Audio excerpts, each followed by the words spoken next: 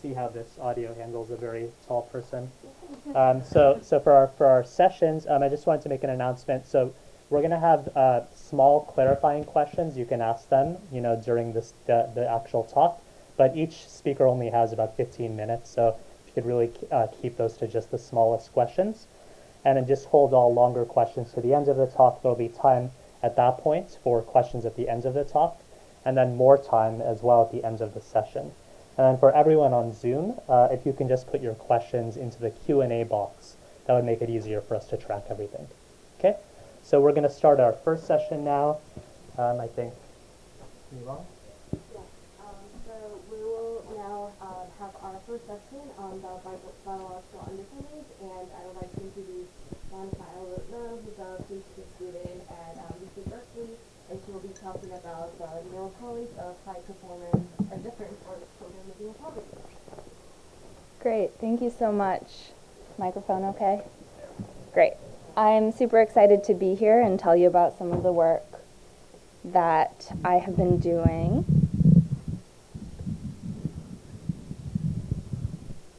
Good?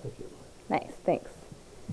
So this is work in collaboration with Susan Whitfield Gabrielli, Carolyn Irving, and Sylvia Bungay. And what we've been really interested in, we study the brain to some extent. So we've been really interested in children's brain development. And in particular, children's brain development in the context of structural disadvantage like poverty. And if you follow the news about poverty and brain development at all, you'll see these headlines that look something like this: poverty disturbs children's brain development and academic performance, poverty changes your brain to make you less intelligent. These kinds of headlines are really prevalent. So what I want to do in this talk is kind of unpack whether this is true and how we can better think about this. So just for some background for those of you who don't think about the brain as much as I do, I want to give you a little bit of a taste of where our field has been, where we've come from. So this is a seminal study of what this is showing is the surface area expansion of gray matter in the brain from ages 5 here to 20 here. And the main takeaway from this study is that brain development is really nonlinear and that different regions of the brain develop at different rates. It's all very complex. So it's been this amazing study. We've learned so much from it. But I also just want to point out that this really gives you a sense of, where we've been as a field, which is this study was done with 13 kids. These were kids who could come into the lab. Ooh, I have automatic timing set up. These were kids who could come into the lab at least once a year for 3 years. And their average IQ was in the 95th percentile. So I think you can kind of imagine just from this, they don't report the study demographics, but you can get a sense of who these kids were. Often in brain development studies, really who we're studying is maybe the children of professors. They're usually white, they're usually upper middle class. And this is like the foundation of our field is brain development for these kids. And it makes sense. I will save you the trouble. I was going to play you some MRI sounds just so that you would have to feel my pain, and I won't do that because I don't think the audio is working well, so you're lucky. But getting MRI scans is not the most pleasant thing, and it's especially unpleasant for kids. Basically what you have to do is you stick a helmet over your head, and then you get pushed into this giant magnet. So you have to be really careful not to bring any metal or anything into the scanner, and then it makes all of these terrible brr, brr, brr noises, and the bed shakes a little bit, and you have to be super still. If your head moves more than just a few millimeters, your scan isn't usable. So it's really hard to do this in general. It's really hard to do this with kids, and it's really hard to expand outside to people who are less familiar with the research context to convince them that this is a good idea to do. And this is really a problem for our field. So the reason it's a problem is because we have this knowledge now that kind of one of the core foundations of brain development is that it's plastic. So the brain is responsive to the environment. And when you think about the environment these kids have been exposed to, they're really different than the environment from most kids all around the world, right? So we've been really limited in how we can think about and address questions of typical healthy brain development. luckily for us, there's this big national study that I just want to draw your attention to. Also, for those of you who haven't heard of it, it's called the ABCD study, and they've recruited over 11,000 kids from all around the country, 21 different sites in rural and urban areas, and they scan these kids and do a number of other measures, biological, cognitive, socio-emotional, all sorts of different things, starting at the time kids are 9, and they'll be followed through the age of 18. So it started just a few years ago. We have the first couple years of data now. But it's going to be a really cool study that really helps to address the issues that I'm telling you about. So in our study, we wanted to use this data set to get at what we were really interested in. And what we started from is this foundation that children from higher income homes tend to score higher on cognitive tests. I'm sure I'm not telling you anything new in this room. This is the data from our sample, so this comes from the ABCD study. And what you can see is a summed and standardized score of children's performance on a few nonverbal cognitive tasks on the y-axis. And then I'm showing you combined family income on the x-axis. So you can see in our sample, as we've seen in the literature, there's this increase of performance on these standardized tests as children's family income increases. But what we were particularly interested in is actually just how much variability there is within each income bracket. So children likely to be living in poverty are shown here in light blue, and this is based on a combination of their household income, the number of people in their home. And you can see that even within this group, there are some kids who are performing on par with or higher than their higher income peers. So we were really interested in what's going on for these kids who are living in poverty but who are still performing highly on cognitive tests. And we think that understanding brain development for these kids might be a starting point for kind of getting at this question of healthy brain development across the lifespan, or at least adaptive brain development.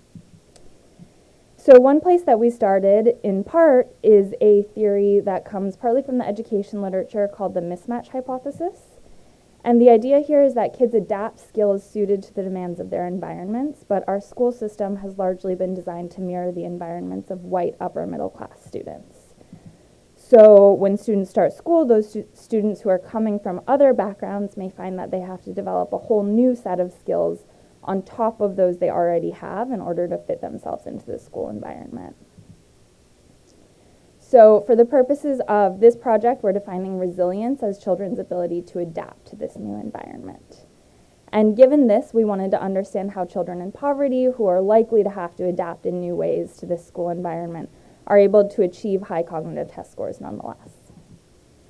So in particular, we use this MRI method called resting state functional connectivity. I'll just give you a little bit of a sense of what it is. But the reason that we use this method is because it can give us a sense of children's kind of recent thought patterns.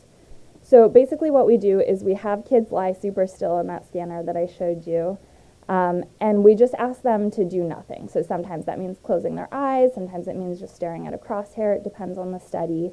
But just kind of let their mind wander, and we know that the brain never stops doing things, so the brain just activates in normal patterns during that time. And then we can kind of like take out the parts of the brain activity that we're not interested in that have to do with like active thought processing, and we just get a sense of how brain regions are activating kind of at rest, basically. And what you see is that some regions of the brain tend to activate in synchrony with one another. So regions that aren't necessarily the same region kind of work together. And we think that these regions with strong temporal coupling have what's called high functional connectivity, which means they work a lot together in the real world. When you're thinking about things, they tend to be like activating together to help you do whatever it is that you're doing. And then these regions with a strong history of co-activation, so we think they reflect regions with a strong history of co-activation, they then form kind of networks. So these networks of brain regions that all work together to do different sets of tasks. And we think together you can get a sense of prior and ongoing thought patterns by looking at these different kind of network connections. To make that a little bit more concrete, there were two specific brain networks that we were interested in this study. One is called the lateral frontoparietal network. I'll call it the LFPN. It's just shown here in yellow. And the LFPN, this network is really active when you're doing things that are like higher order thought, or like things that require kind of active focus, normally like outside of your mind. So like if you're taking a test, you'll activate this set of brain regions. And then the default mode network is another network that is much more internally focused. So this network is active when you're thinking about yourself, when you're thinking about other people, when you're planning for the future. It's active when you're doing kinds of thought that are outside of the here and now. And typically, the less these networks kind of work together, the more we think it's adaptive. So less connectivity between LFPN and DMN has been linked to better cognitive outcomes. It's also been linked to better socio-emotional outcomes, and it's been shown to develop as children get older. So more kind of like differentiation between internal and external thought. So in our study, we wanted to use this to see whether this would also be true for kids in poverty. And based on everything that we had to work with in the literature, we predicted that it would be. So we predicted that kids who had less connectivity between LFPN and DMN would show better test performance. But in fact, we found the opposite pattern of results, and this is with over 1,000 kids living in poverty. This didn't quite reach significance, so we wondered, is this pattern still replicable in the higher income kids? Is it just something weird about the replicability? We found that it was, and there's a significant interaction, such that what's adaptive for the higher income kids does not seem to be adaptive for the lower income kids. So of course, I just want to point out that there's a lot of variability in this, especially among the children living in poverty. So we wanted to kind of focus in on these kids living in poverty. This is how variable the raw data points are, you can see.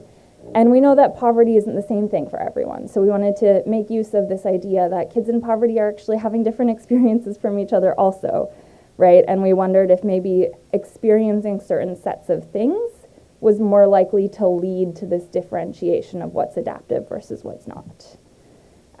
Maybe like certain features of children's environments, for example, might explain this.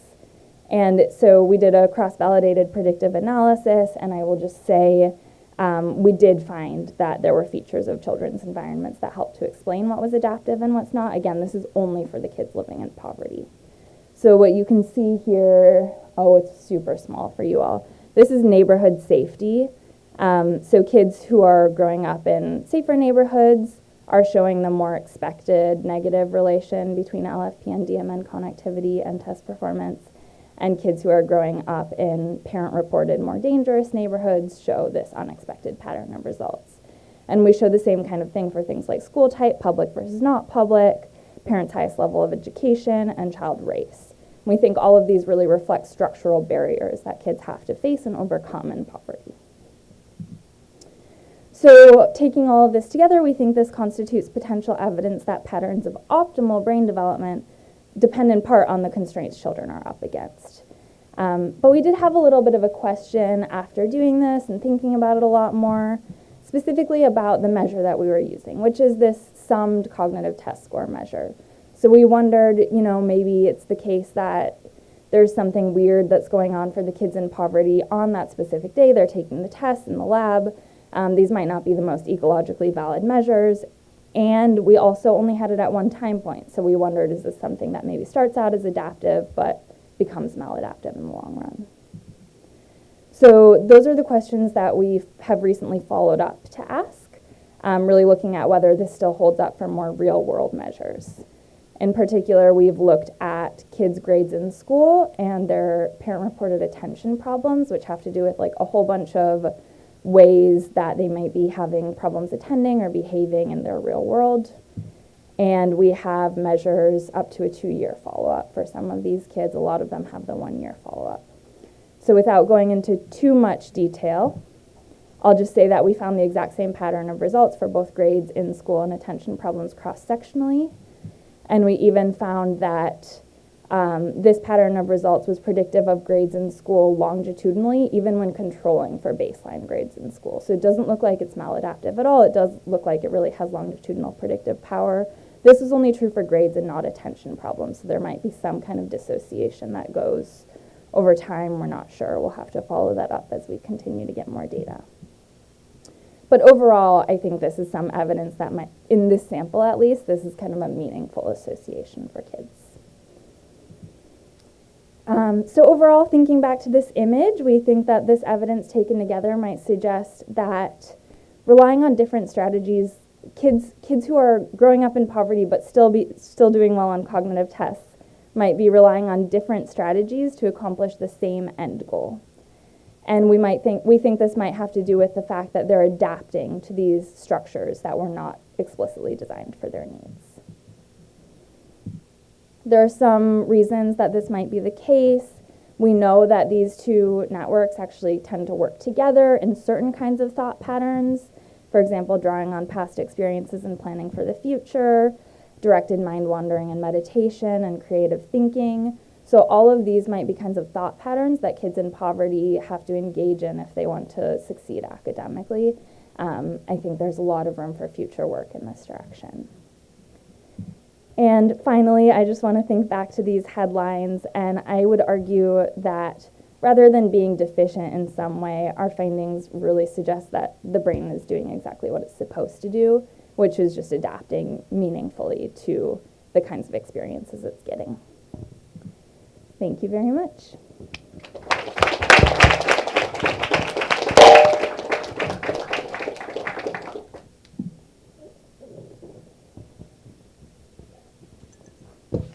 Oh gosh. One of the things that you said is what's adaptive for higher income kids is not adaptive for low income kids.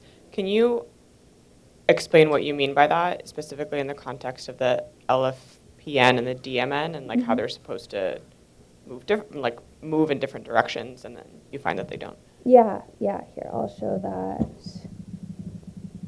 dissociation again, just so you can all see it as I'm talking about it. So what we think for kids above poverty, and these tend to be the kids who our neuroimaging studies have really oversampled. Like when we talk about normal brain development, we're usually talking about these kids. We've found this like really meaningful association. It's super replicable that the less these two brain networks work together, so these are brain networks involved in kind of like internally and externally directed thought respectively, the more separated they are, the better. And the thought process behind this is like maybe when you're taking a test, it's better to be suppressing internal thoughts. So you really want these two networks to like work in opposition from one another. And what we find is that for kids in poverty, it actually looks like it's the opposite. So in fact, it seems like it's better for these two networks to work together more regularly. It doesn't necessarily mean that's what's happening when they're taking tests, but maybe it reflects kind of like thought patterns that they've engaged in recently or had to engage in much more in their life that activate both of these networks together, and that might be a way through which they're kind of succeeding even though they're facing all these different kinds of structural barriers.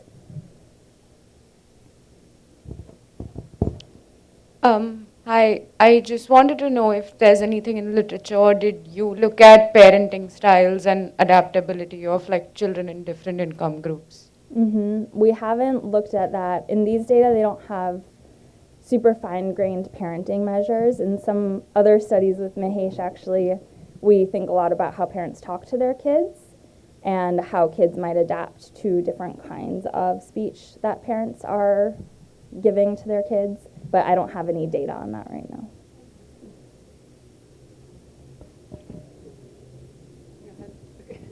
Okay, no, thanks so much. It's really interesting. And I'm just thinking, I know it pushes the data a bit more, but thinking about interventions, especially, and how then, especially if you're trying to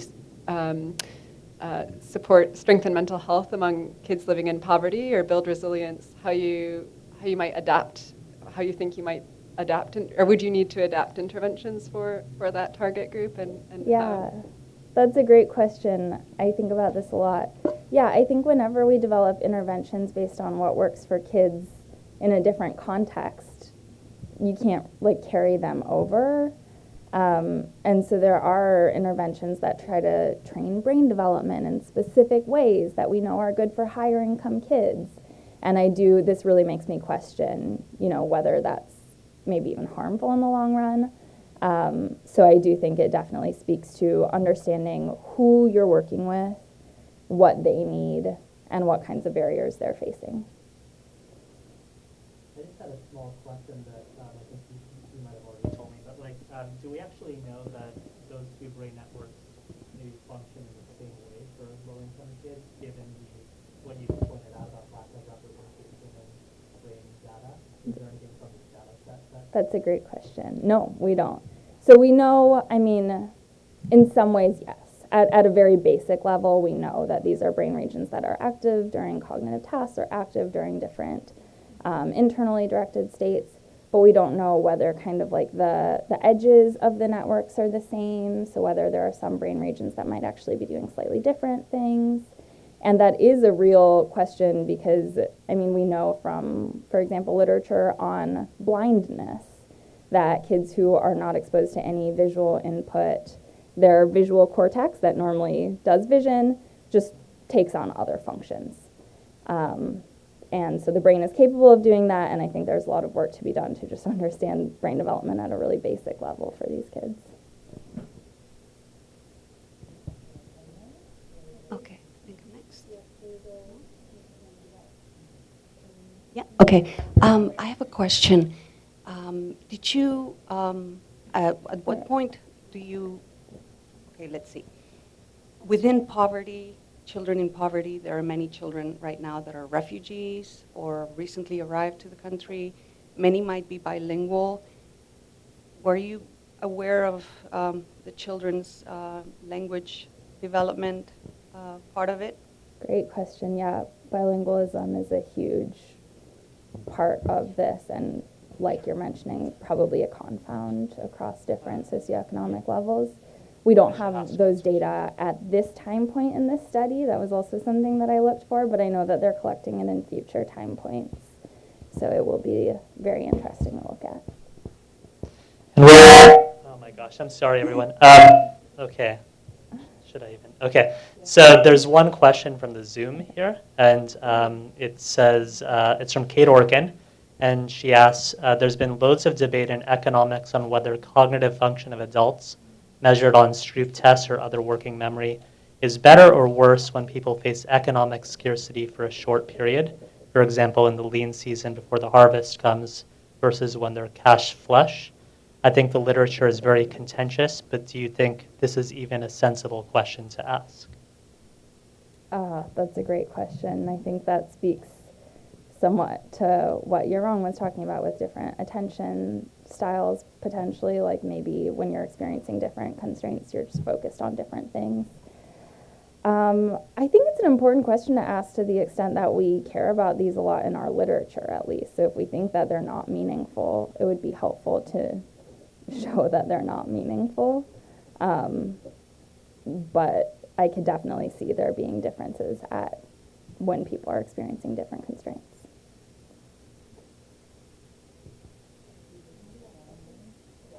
Last question? Thanks. This is really interesting. Jessica O'Neill, behavioral scientist turned policy person at USAID. Yeah, really interesting about these brain differences, and I'm wondering, I think about public health and populations a lot, and I'm wondering if what you're seeing in the brain, like how the brain works, maps onto any behaviors you see in the real world, like at the population level. Are there certain activities that kids who can't succeed in school as it's designed, not for them, where they go and have success with the way that their brains work differently? You mentioned something about creativity. Yeah. Are they better musicians or something?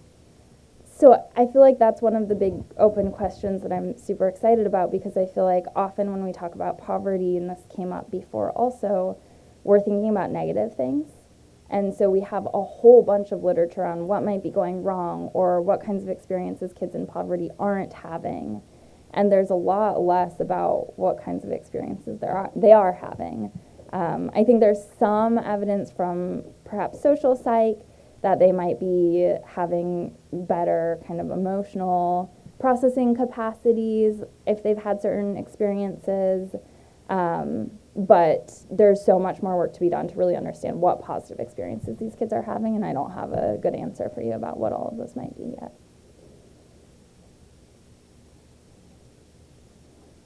Great. Thank you so much.